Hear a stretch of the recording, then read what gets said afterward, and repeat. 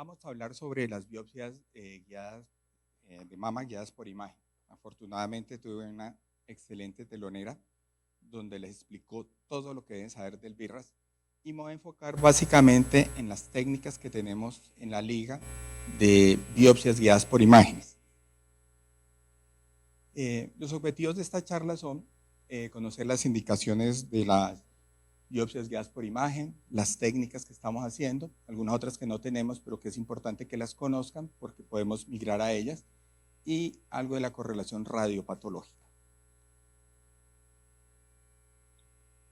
Lo que más impacta en la sobrevida de los pacientes con cáncer, independiente de los recursos que tengamos y todo, es el diagnóstico temprano, ¿ya? Depende del tamaño del tumor, la extensión a ganglios y presencia de metástasis. Previo al uso de la mamografía, el carcinoma ductal in situ, que es el que mejor sobrevida tiene, era diagnosticado solamente en el 5%. Luego la implementación de la mamografía, el diagnóstico es superior al 20%. Aquí podemos ver que un paciente con carcinoma ductal in situ, la sobrevida a 5 años del 90%, mientras que un localmente avanzado, que puede ser este estadio 3B, es solamente el 27%, y lo que consume en recursos del sistema.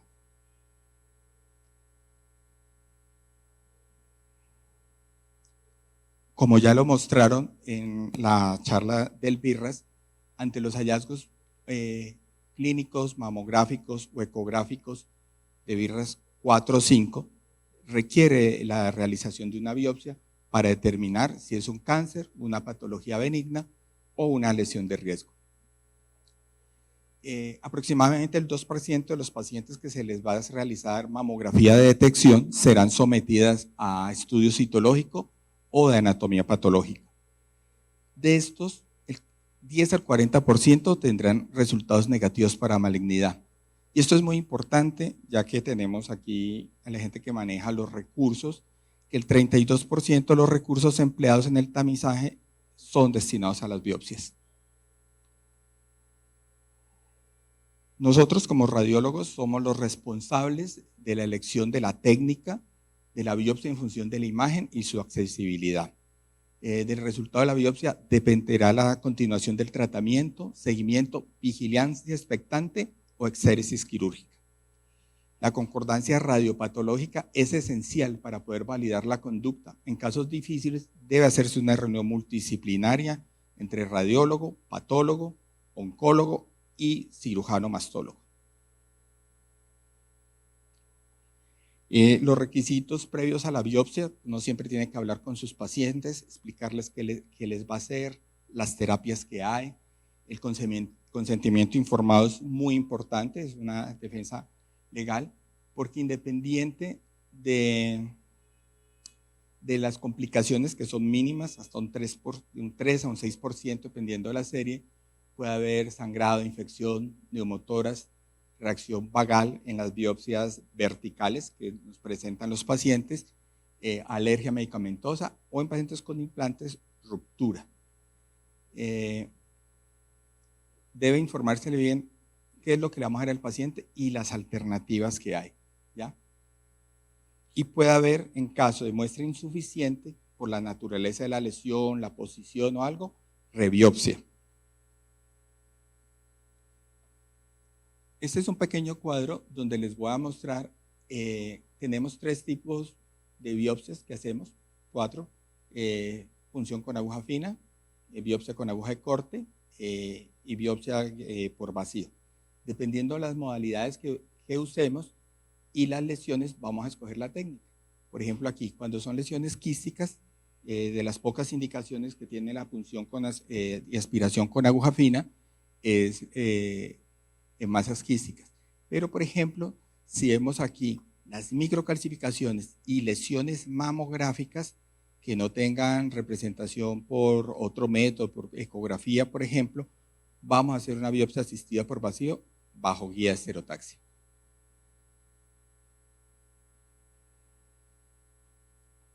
Las punciones con aguja fina fueron los que realmente abrieron el estudio de biopsias en mama hace muchos años, antes de los 90, antes del estudio del doctor Parker, que fue el que describió la primera serie de biopsias con aguja gruesa.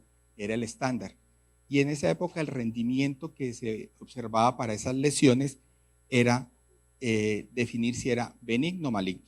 Una punción con aguja fina en un nódulo sólido palpable, básicamente nos dice si es benigno o maligno, pero tiene un subdiagnóstico. Por eso, con la tecnología que tenemos y los dispositivos, ya solamente se usa para el tratamiento de los quistes simples y en algunos casos para evaluación axilar de ganglios que técnicamente no sean posibles hacerlos con aguja gruesa.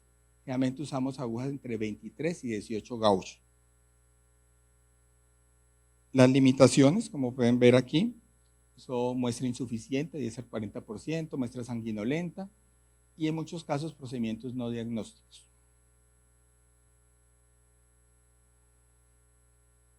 Esto es algo muy importante porque realmente a uno cuando negocia el paquete, la citología viene, ya cobran siempre la citología. O sea, usted no puede seleccionar qué pacientes les va a hacer citología de la muestra, sino que todos van a citología. Y la mayoría de quistes simples que puncionamos, ya sea terapéuticamente, la mayoría son por terapéutica porque duelen, son incómodos y todo. Si la muestra es serosa, no necesitaríamos realmente hacerle el reporte de la citología.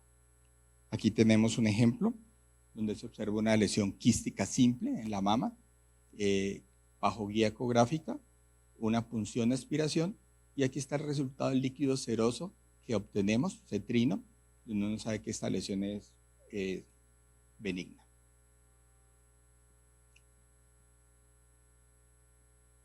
Aquí pasamos a las biopsias de corte, que se pueden usar en diferentes modalidades, ya sea guía ecográfica, guía mamográfica e inicialmente por resonancia. Pero en el desarrollo de la biopsia por vacío, los procedimientos con aguja gruesa por estereotaxia y en resonancia se han abandonado, sobre todo cuando estamos viendo microcalcificaciones, que ahí la indicación sería aguja gruesa. ¿Ya? En la liga podemos hacer aguja gruesa guiado por ecografía, por mamografía con estereotaxia. Estos procedimientos sí los tenemos disponibles. Aquí hay un estudio que muestra el rendimiento de la aspiración con aguja fina versus la biopsia con aguja gruesa de 150,000 pacientes, donde se ve que la biopsia con aguja gruesa es superior a la aspiración. Entonces, eso nos la sensibilidad de la citología es del 82, la aguja gruesa es del 93 en diagnóstico de cáncer preoperatorio. Como ya nos mostró la doctora Palazuelo, las indicaciones para biopsia con aguja gruesa son nódulos, ya sea categoría BIRRAS 3 o categoría BIRRAS 4. ¿Ya? Los nódulos en la categoría BIRRAS 4 es indispensable evitar una biopsia quirúrgica, poder caracterizar. Pero en los nódulos BIRRAS 5 es conseguir un diagnóstico prequirúrgico de malignidad y definir si es in situ o infiltrante. Ahí de pronto la biopsia con aguja corte en algunos casos se queda corto para determinar su carácter infiltrante. ¿Ya? Y esto es importante, ya que los nódulos BIRRAS 3 en algunos pacientes podría estar indicada la biopsia. Pacientes ansiosos, pacientes con antecedentes familiares, pacientes con un nódulo 3 le esté creciendo rápidamente en el control, ya cambia la terapia o antes de inicio de terapia de reemplazo hormonal. Aquí tenemos los dos dispositivos que usamos. Tenemos una aguja de corte semiautomática, 14 gauge, que trae una guía coaxial. Y tenemos aquí una aguja de corte automática, esta no trae la guía coaxial, 14. ¿Ya? Esta generalmente la usamos para las biopsias por estereotaxia vertical, que es la técnica que tenemos. Y esta para ecografía, donde usamos la técnica manos libres. Aquí podemos ver un nódulo de contornos lobulados y todo, y donde la aguja está al interior del nódulo, y vemos aquí en el plano, en los dos planos, donde está exactamente en la mitad, y obtenemos los cilindros. Aquí es muy importante que uno como radiólogo verifique después de cada disparo la calidad de la muestra y que esa muestra en el formol al 10% que usamos vaya al fondo, que no esté flotando, que los cilindros estén bien formados. Y en nódulos mínimo debemos obtener 4 cilindros bien formados. A veces para obtener los 4 cilindros necesitamos 5 o 6 disparos. Aquí podemos ver el rendimiento de la biopsia con aguja gruesa, la sensibilidad es muy alta, con los falsos negativos muy bajos, pero sí tenemos una subestimación frente a las lesiones de riesgo. Estas lesiones de riesgo como la hiperplasia octal atípica, hiperplasia lobular atípica, neoplasia lobular in situ, van a requerir llegar a un grupo multidisciplinario para definir su manejo. Y lo otro que tenemos este problema es la subestimación de los carcinomas ductales in situ frente a los infiltrantes.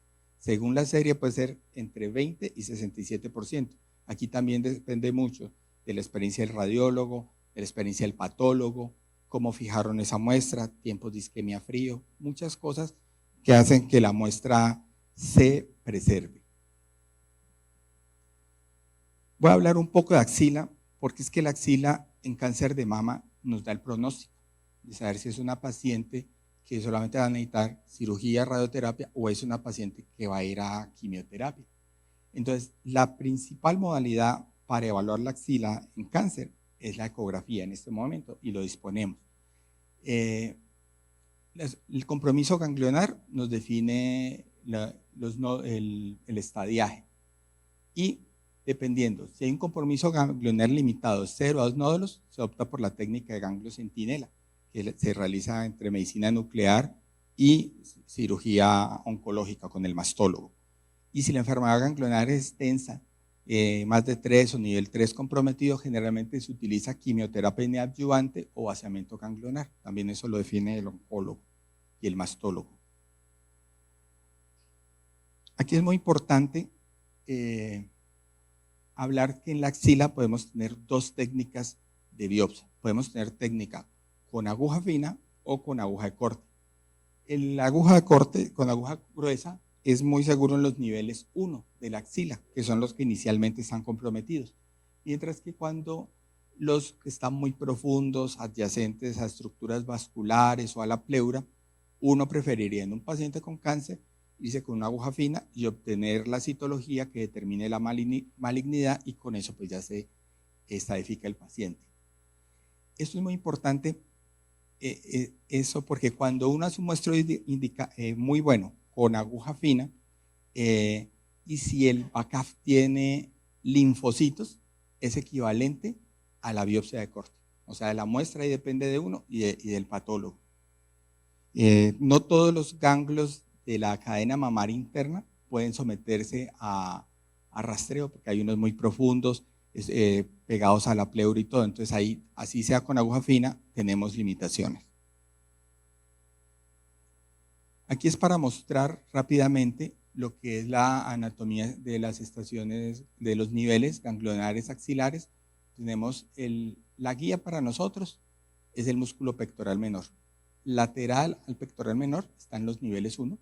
Por detrás del pectoral menor, el nivel 2, que incluyen los ganglios intrapectorales de Rotter, y medial al borde interno del pectoral menor, por debajo de la clavícula, está el nivel 3. También hay otros ganglios que vemos afectados, que son los niveles supraclaviculares y la cadena mamaria interna. Cuando nosotros hacemos ecografía en pacientes de seguimiento oncológico y todo, siempre por protocolo valoramos todas estas cadenas, ¿ya? Porque podemos ver una recaída regional observando si un ganglio de estos sale. Pues sale sospechoso y indicaría la biopsia. Aquí les quiero mostrar cómo es la morfología de los ganglios y un poquito de la anatomía del ganglio linfático. Tiene unos canales aferentes, un canal eferente y esos son una red. Este canal puede ser el aferente en un ganglio que esté acá abajo, ¿ya? Cuando hay células tumorales, las células tumorales ingresan por estos canales aferentes y se depositan aquí en el seno marginal. Al depositarse aquí en el seno marginal, nos van a producir estos cambios morfológicos del ganglio. Entonces tenemos ganglios tipo 1, tipo 2, que son benignos.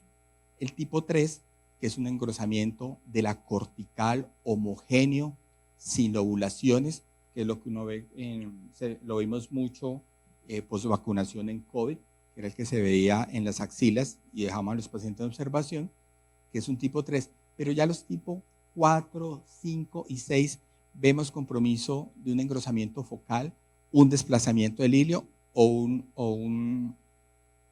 el hilio totalmente borrado. Aquí es muy importante que quede claro, es que en axila lo más importante es la morfología y ver cómo está el hilio. Hemos visto nódulos infracentimétricos, ganglios, que son positivos. Uno no puede esperar que el ganglio esté realmente grande, porque ganglios pequeños pueden estar infiltrados y son accesibles a una biopsia. Bueno, lo que hacemos es biopsia con aguja gruesa por estereotaxia vertical. Eso lo hacemos básicamente para las lesiones que no se vean por ecografía. ¿Cuáles son? Las microcalcificaciones, que ya no las presentaron, algunas asimetrías focales, que pueden ser un cáncer lobulillar, que no lo vamos a ver por otra técnica, o las distorsiones. Estas son básicamente las indicaciones. Es muy importante ver que en el 41 y 47 la malignidad de la mama está presente solo como calcificaciones detectadas en la mamografía de tamizaje. Y el 20% de los diagnósticos de cáncer infiltrantes aparecen solo como microcalcificaciones. En biopsia Trucut en estereotaxia, si hay un nódulo, el número mínimo son 6 muestras, pero en microcalcificaciones aumentamos eso hasta 10 cilindros. Aquí les voy a mostrar las limitaciones que tenemos con la biopsia por estereotaxia vertical. Si el seno es muy delgado, si la lesión es muy superficial, calcificaciones tenues o lesiones superficiales o profundas. Esto nos causa dificultad técnica. Aquí tenemos, les voy a mostrar rápidamente lo que es un equipo de biopsia vertical, el que tenemos. Aquí va la aguja, aquí tenemos la paciente, donde ya está con la pistola de corte. Tenemos las coordenadas Z, X y Y, donde coordinamos los disparos que le vamos a hacer a la paciente. Aquí tenemos las proyecciones menos 15, más 15. Desafortunadamente no se pueden ver, todo esto son unas microcalcificaciones heterogéneas gruesas, ¿ya? Y si ven que hay un aumento de la densidad en las microcalcificaciones, lo más probable es que eso esté en una masa. El disparo. Vemos el control postbiopsia, donde vemos que el tatuaje está sobre la lesión. Vemos la muestra quirúrgica, donde están todos estos cilindros bien formados, y podemos hacer la comprobación radiológica de que en este caso todos los cilindros salieron con microcalcificaciones. Desafortunadamente esta paciente fue del miércoles, no tengo todavía la anatomía patológica, pero pues sí va a salir malignidad, y lo más probable por las características es que sea una malignidad infiltrante. Estos son lo que nosotros biopsiamos por mamografía, lo que les decía, calcificaciones, asimetrías, distorsiones. Podemos tener 3 escenarios: benigno, lesiones de alto riesgo y maligno.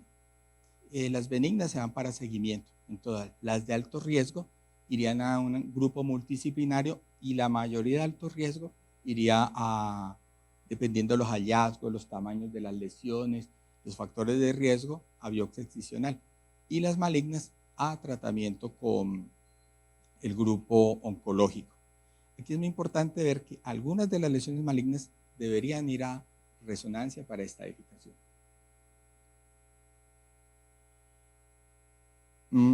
Esto es parte de lo que nosotros hacemos, las localizaciones preoperatorias con arpón, que son pacientes que ya están diagnosticados mediante aguja gruesa con una malignidad conocida, les ponemos un alambre quirúrgico y posteriormente pasan a cirugía con el mastólogo para definir una biopsia excisional o un tratamiento conservador, porque también se aplica para los pacientes que requieren un tratamiento conservador.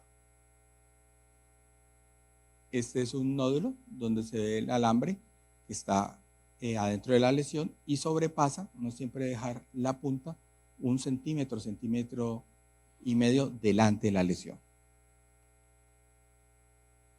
También se puede hacer guía mamográfica, ecográfica, lo que yo ya les había dicho. Y aquí es muy importante en los arpones siempre colocar del sitio más cercano de la piel a la lesión. Entonces uno puede jugar con los abordajes porque no siempre tienen que ser craneocaudal. Uno puede abordar por el sitio donde esté más cerca. Aquí, por ejemplo, tenemos un ejemplo de un abordaje caudocraneal inferior. 2 alambres, no sé si se alcanzan a ver bien. Y lo otro es que no necesariamente hay que poner un alambre. Cuando las lesiones extensas se ponen los que sean necesarios para que el mastólogo pueda retirar el tejido que requiere. Aquí otro ejemplo, un abordaje lateromedial. ¿Por qué? Porque esta es la vía más corta para el cirujano. Las localizaciones con clip básicamente se hacen en pacientes BRCA5 que van a ir a quimioterapia neoadyuvante. Después de 2 o 3 ciclos, la lesión puede desaparecer. Inicialmente los mastólogos marcaban la piel, tatuaban la piel con tinta china. Todavía se ve en nuestro medio. Pero tenemos clips de titanios que nos permiten, ya sea por guía mamográfica o ecográfica, acceder a la lesión, dejar el clip al interior y después de la quimio, si hay una respuesta completa, solamente vamos a ver el clip. Se vuelve y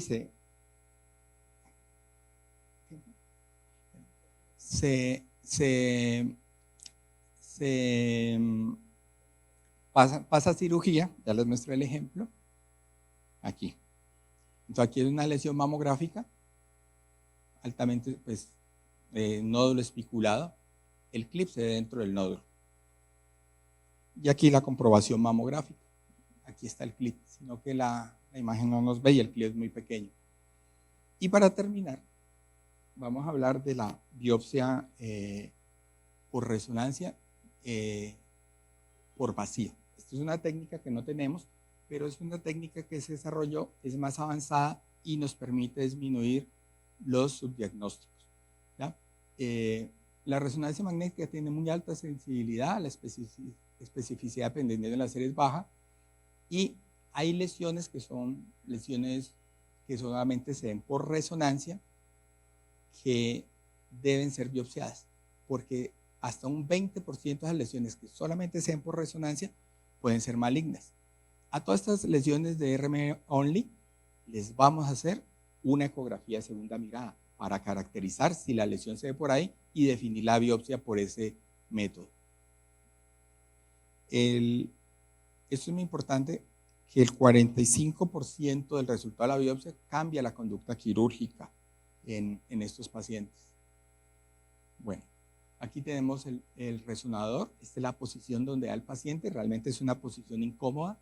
Dependiendo del grupo, la experiencia del radiólogo, es un procedimiento que puede durar entre 1 y 2 horas. Eso hay que decirle a la paciente. Esta es la antena de la mama.